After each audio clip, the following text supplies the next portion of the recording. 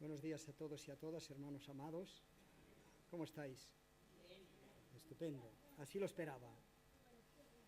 Bueno, como en este día tengo la bendición, el privilegio y la responsabilidad de compartir con vosotros tanto en la mañana como por la tarde, os pido que me disculpéis si me voy a extender un poquito en la presentación o en la introducción, porque esto nos dará pie a que entendamos mejor lo que quiero compartir con vosotros hoy. Así que sé que homiléticamente no está bien, pero lo importante es que entendamos el mensaje que Dios nos quiere dar en esta mañana y en esta tarde también. ¿De acuerdo? Bueno, como todos vosotros sabéis, el año que viene, Dios mediante, esto está muy fuerte, ¿no? ¿No? Pues me siento un poco deslumbrado. El año que viene, Dios mediante, se celebrará el 5º centenario de la Reforma Protestante, que se da como inicio el día 31 de octubre de 1517, cuando el doctor Martín Lutero clavó sus 95 tesis en la Catedral de Wittenberg. Entonces, el año que viene, Dios mediante, se celebrará el 5º centenario, y por eso he estado dando estos mensajes que también quiero compartir en el día de hoy con vosotros. Este fue el inicio histórico de la Reforma Protestante, o de la Reforma Evangélica, o de la Reforma del Cristianismo. Pero, ¿cuál fue el fundamento doctrinal que hizo que la Reforma tuviera éxito, que se extendiera, que llegara a todas las partes, que tenga vigencia en el día de hoy, que tenga actualidad, que tenga pujanza, que siga convirtiendo corazones? ¿Cuál fue el fundamento doctrinal? Porque, como sabéis, en ese mismo siglo llegó a toda Europa, pero luego se extendió por todas las partes del mundo. Bueno, pues el fundamento doctrinal que la Reforma proclamó estaba fundamentado en la palabra de Dios. Por eso tuvo éxito, por eso triunfó, por eso se extendió, por eso tiene actualidad y pujanza en el día de hoy. Por eso está siendo extendida por todo el mundo, y por eso estamos nosotros aquí, porque de alguna manera, bueno, no de alguna manera, sino que nos sentimos gozosos y felices porque somos hijos de la Reforma. Si la Reforma no hubiera venido, nosotros en el día de hoy no estaríamos aquí. Bueno, ya estaba en los planes de Dios, es evidente. A Dios no le pilla nada por sorpresa, como luego vamos a ver. Pero bueno, fue eso. Mirad, uno de los textos de la Reforma que causó impacto en los reformadores fue la epístola del apóstol San Pablo a los Efesios, pero sobre todo 2 versículos, que están en el capítulo 2, los versículos 19 y 20, que dice allí el apóstol: ya no sois extranjeros ni advenedizos, sino conciudadanos de los santos, miembros de la familia de Dios, edificados sobre el fundamento de los apóstoles y profetas. Pero ¿cuál era la principal piedra del ángulo? Jesucristo mismo. Y eso les causó impacto, y sigue causando impacto, porque la principal piedra del ángulo para nosotros es Jesucristo mismo. Por eso he puesto solo Cristo, porque solo Cristo nos basta. Ahora, ¿cómo resumieron los reformadores esa doctrina? La resumieron en 4 pilares fundamentales. El primer pilar es que solo las Sagradas Escrituras nos bastan. Frente a las Sagradas Escrituras y la tradición, que en aquel tiempo y en este tiempo sigue diciendo la Iglesia oficial de nuestros días. Solo las Escrituras nos bastan. ¿Por qué? Porque solo las Escrituras son reveladas e inspiradas por Dios. Un texto que nos lo aclara muy fundamentalmente. Segunda a Timoteo, le escribe el apóstol Pablo, el capítulo 3 y los versículos 14 al 17, y dice lo siguiente, le dice el apóstol Pablo, y nos dice también a la iglesia de Gayolá: pero persiste tú en lo que has aprendido, sabiendo de quién has aprendido, que desde la niñez has sabido las Sagradas Escrituras. Y en esta misma epístola, en el capítulo 1 y el versículo 5, vemos que era su abuela Loida la que le enseñó, y su madre Eunice. pero persiste tú en lo que has aprendido, sabiendo de quién has aprendido, que desde la niñez has sabido las Sagradas Escrituras, las cuales te pueden hacer sabio para la salvación por la fe que es en Cristo Jesús. Toda la Escritura es inspirada por Dios y útil para enseñar, para redarguir, para corregir, para instruir en justicia, a fin de que el hombre de Dios sea perfecto, enteramente preparado para toda buena obra. Por eso seguimos diciendo, solo las Escrituras nos bastan y no necesitamos nada más. No las Escrituras y la tradición, y luego el magisterio de la Iglesia para interpretar la tradición y las Escrituras. Solo las Escrituras nos bastan. Segundo pilar, solo la fe en Dios nos basta frente a la fe y las obras, que decía la Iglesia oficial de aquel tiempo y sigue diciéndonos en el día de hoy. La fe y las obras. Y me bastan 2 textos para poderlo hacer, aunque las Escrituras dicen mucho más. Efesios capítulo 2, versículo 1, dice: y Él os dio vida a vosotros cuando estabais muertos en vuestros delitos y pecados. Sigue diciendo, los cuales vivisteis en otro tiempo, según las corrientes de este mundo, etc. Si estábamos muertos en delitos y pecados, la pregunta es, ¿habéis visto algún muerto que haga alguna obra? Se refuta fácilmente. No. Pero luego en el versículo 8 dice, por gracia sois salvos por medio de la fe. Y esto no de vosotros, es un don de Dios, no por obras para que nadie se gloríe. Nadie se puede gloriar, porque somos hechura suya, creados en Cristo Jesús para buenas obras, las cuales Dios preparó de antemano para que anduviésemos en ellas. Segundo pilar, que sigue siendo válido para la Iglesia del Gaiolá en los días en que vivimos. O sea que la palabra de Dios tiene proyección eterna. Fue para el principio, para los reformadores y para la Iglesia del siglo XXI, y sobre todo para la Iglesia de Gaiolá, que es en la que nosotros estamos. Tercer pilar, solo la gracia de Dios nos basta frente a la gracia y la colaboración humana, que decía entonces la Iglesia oficial y sigue diciéndonos en el día de hoy. Solo la gracia de Dios nos basta. Solamente tengo que citar, aunque hay infinidad de versículos, 2 versículos. Tito 2:11 dice, porque la gracia de Dios se ha manifestado para salvación a todos los hombres. La gracia de Dios se ha manifestado para salvación a todos los hombres. Si es la gracia, no es la gracia y la colaboración humana, porque si estábamos muertos, ¿qué colaboración podíamos hacer? Por eso dice el versículo 10 de Efesios 2, capítulo 2, que han sido hechas, o sea, han sido creadas para que anduviésemos en ellas, no para que anduviésemos antes en ellas, sino después de tenerlo. Y Romanos 5:20 dice que cuando el pecado abundó, sobreabundó la gracia. Así que el tercer pilar sigue siendo vigente. Seguía siendo para el primer siglo, para el siglo XVI y para el siglo XXI, y nos es más que suficiente. Y del que quiero hablaros, que es el cuarto pilar, que yo llamo el pilar de los pilares, que es solo Cristo nos basta. No necesitamos más mediadores, no necesitamos más intercesores, porque además Él es solo el único mediador entre Dios y los hombres, porque todos esos son obstáculos para llegar al verdadero cristianismo, a la verdadera persona de Jesucristo. Por eso solo Cristo nos basta. Y mirad, solo Cristo nos basta porque es el fundamento de las Escrituras. Sin Cristo no hay Escrituras.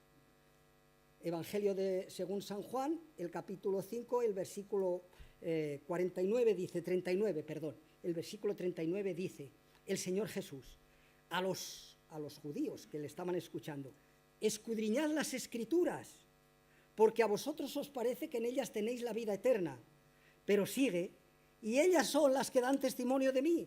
Así que Cristo es el fundamento de las Escrituras. Sin Él no habría Escrituras. Cristo es el fundamento de la fe también. Solo 2 textos.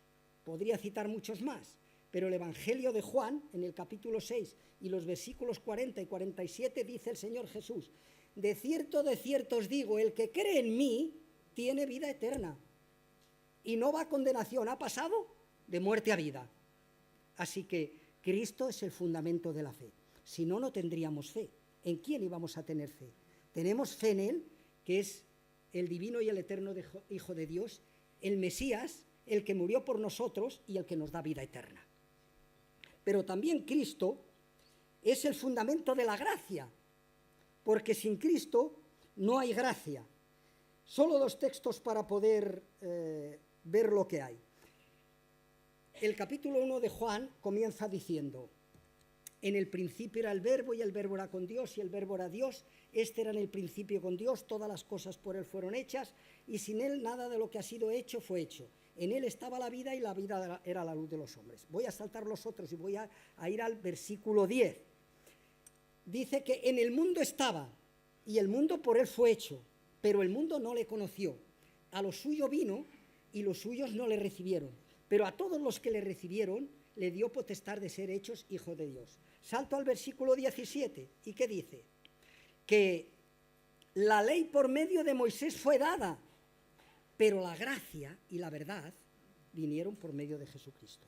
Así que Cristo es el fundamento de las Escrituras, el fundamento de la fe, el fundamento de la gracia y el fundamento de nuestras vidas. Esta tarde voy a compartir otros pilares, y en esta mañana estoy compartiendo este y otro que voy a compartir ahora con vosotros, porque dejo otros 3, tengo 5 puntos principales para remarcar que Cristo es el fundamento, y solamente Cristo, y no necesitamos más. ¿De acuerdo? La segunda razón por la que afirmamos y creemos que solo Cristo nos basta para alcanzar todas las bendiciones y todas las promesas de Dios es la siguiente. ¿Cómo se encontraba la humanidad antes de que viniera Cristo al mundo? ¿Cómo se encontraba? Todos estábamos sentenciados a muerte, porque todos habíamos transgredido los mandamientos de Dios. Porque cuando Adán y Eva pecaron, se cortó la relación de amistad y de comunión con Dios. Y quedaron todos muertos, quedábamos todos excluidos de la comunión con Dios y excluidos de la bendición de Dios. Me bastan algunos textos para en esta mañana ver que por esta razón, porque alcanzamos solamente por Cristo todas las bendiciones, comentar algunos versículos. Hemos comentado antes que Efesios 2:1 dice que Él nos dio vida a nosotros cuando estábamos muertos en delitos y pecados. Pero ¿en quién nos dio vida? En aquel que se entregó por nosotros, en aquel que pagó nuestra deuda, en aquel que hizo la paz mediante la sangre de su cruz, en aquel que satisfizo todas las demandas de la justicia divina. Allí en la cruz quedaron satisfechas todas las demandas de la justicia divina. De hecho, el Señor Jesucristo, desde la cruz, ¿cuál fue su último grito? Consumado es, consumado está. Ya no hay nada a hacer, porque todo lo que nosotros debíamos, Cristo lo saldó en la cruz del Calvario. ¿Y cómo seguíamos estando? Según Romanos 6:23, ¿qué nos dice? La paga del pecado es muerte, pero hay un añadido. La paga del pecado es muerte, mas la dádiva, la gracia de Dios, ¿qué es? Vida eterna en Cristo Jesús, Señor nuestro. Por eso solo Cristo nos basta. Nos bastaba en aquel tiempo, nos basta en este día y nos sigue siendo suficiente para lo que necesitamos. Solo Cristo nos basta. Porque ¿quién pudo representar a la raza humana en la cruz delante de Dios? ¿Quién pudo sustituirnos? ¿Los ángeles? ¿Los arcángeles? ¿Los serafines? ¿Los querubines? ¿Algún ser celestial? No. Solo pudo hacerlo Jesucristo, y lo hizo. Voy a citar 3 textos y me voy a detener un poquito en ellos para que lo veamos. Podíamos hacer alguno más, pero este es lo que voy a compartir con vosotros en esta mañana. Mirad, dice Gálatas 4:4. Venido el cumplimiento del tiempo, Dios envió a su Hijo, nacido de mujer y nacido bajo la ley. ¿Para qué? Para que redimiese a todos los que estábamos bajo la ley. Y redimir era lo siguiente. Viene de ese contexto. Cuando un imperio invadía un pueblo enemigo, se llevaba cautivos a todos.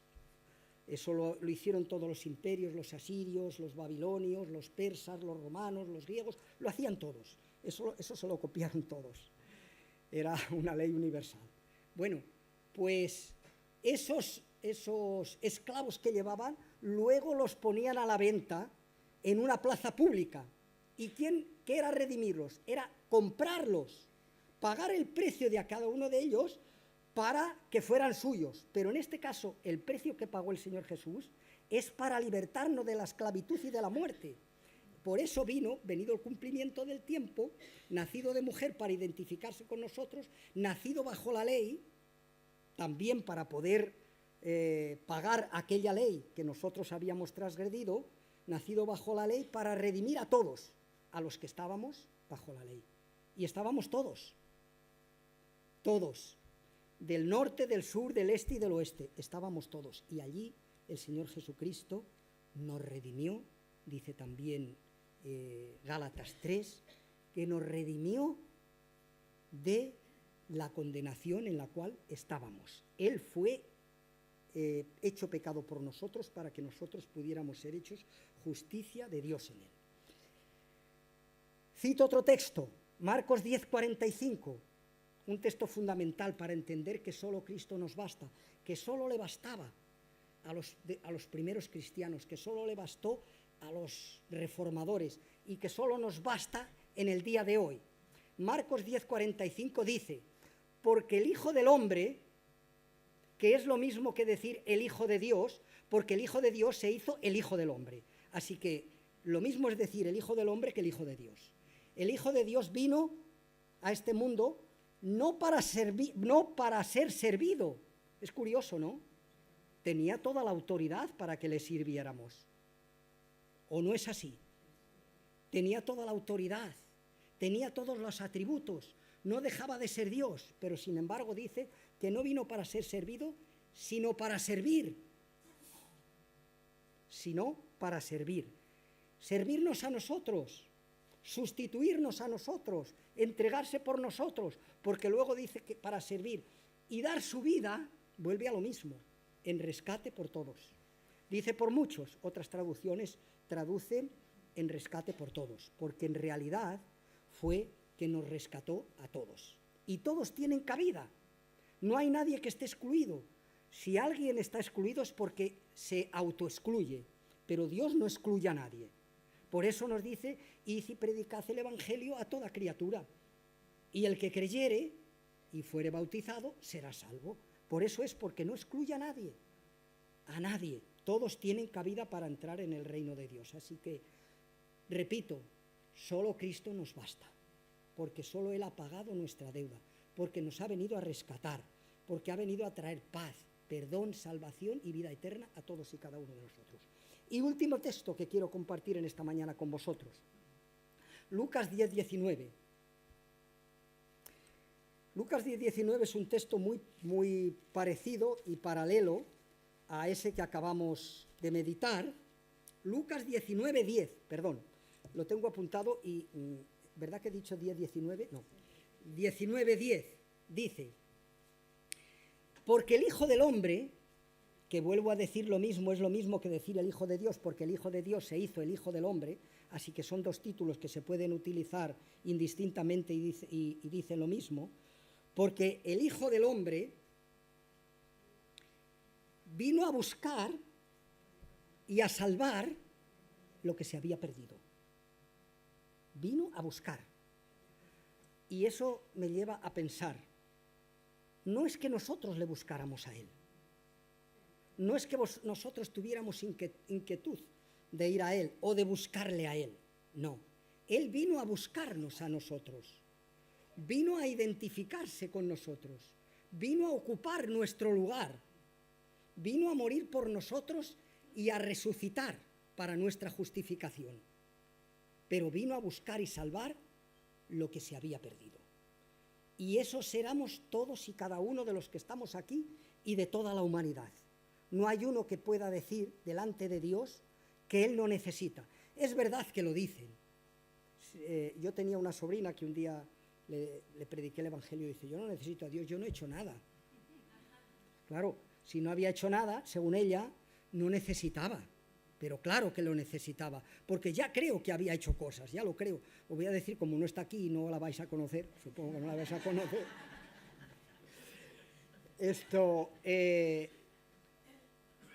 Ha tenido 4 o 5 amigos, no esposos, no, maridos, perdón, amiguetes, que además ha tenido con cada uno de ellos descendencia. Y además para más Inri, y esto es una cosa que yo le reprochaba a mi hermana, para más Inri, le decía, pero hermana, ¿cómo es posible que tú, que te has criado en nuestra casa, que mi madre tenía unas normas tan estrictas? Porque lo metía a los amiguetes de esa sobrina mía en su casa, a dormir con su hija. Y me decía mi hermana, bueno, los tiempos han cambiado. No, yo digo, no, los tiempos no han cambiado, la que has cambiado eres tú. Bueno, digo todo esto porque, mirad, hermanos, Él fue el que vino a buscarnos. A Él es al que necesitamos. Él es el que ha pagado nuestra deuda. No necesitamos de mediadores, no necesitamos de intercesores, no necesitamos de alguien que vaya a pagar lo que nosotros hemos hecho. Por cierto, como estamos hablando de la Reforma, os diré una cosa. Sabéis que hace un año la Iglesia Católica hizo eso del año de la misericordia, ¿verdad que lo hizo? Y además decía una cosa que luego me he enterado últimamente, y es exactamente como en el siglo XVI, que por eso vino la lucha de Lutero y de los reformadores. Decía, en este último, si van a la Catedral de San Pedro y entran por una puerta que llama de San Pedro, que no sé si Pedro entró alguna vez por ella, tendremos una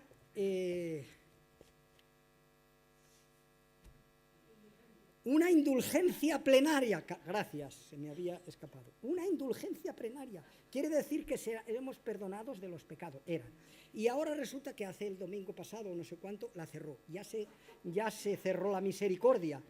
Pero ¿no ha leído en la palabra de Dios o no han leído que la misericordia de Dios es nueva cada mañana? Fue nueva ayer, es nueva hoy y será nueva mañana, todos los días.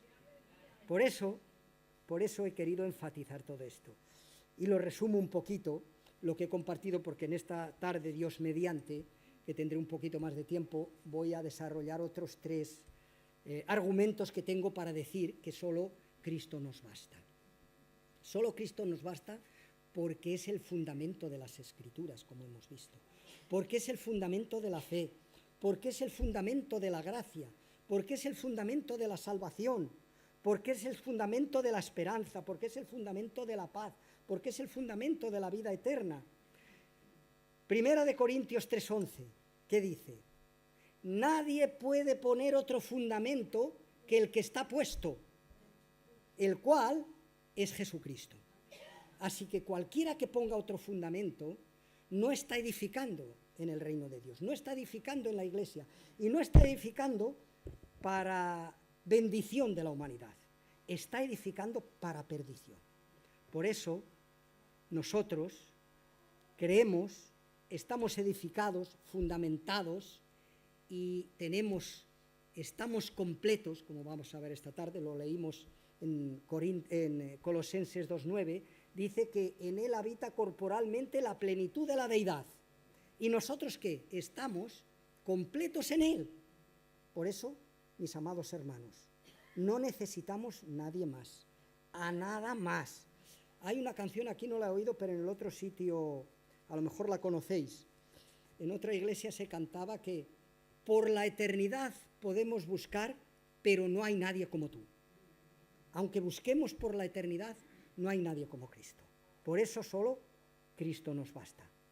Y cuando hemos creído y hemos depositado nuestra fe en Jesucristo, no es que estemos cojos, no es que nos falte algo, es que estamos completos en Él, que es la cabeza de todo principado, autoridad y señorío. Así que sea ese el fundamento de nuestra vida, que sigamos perseverando, que sigamos trayendo todo a Él y que sigamos dándole a Él el lugar que le corresponde. que es el Señor, que es el Rey, que es el dueño, que es el amo y que es el libertador de nuestras vidas, y que solo creemos, esperamos y confiamos en Él. Amén.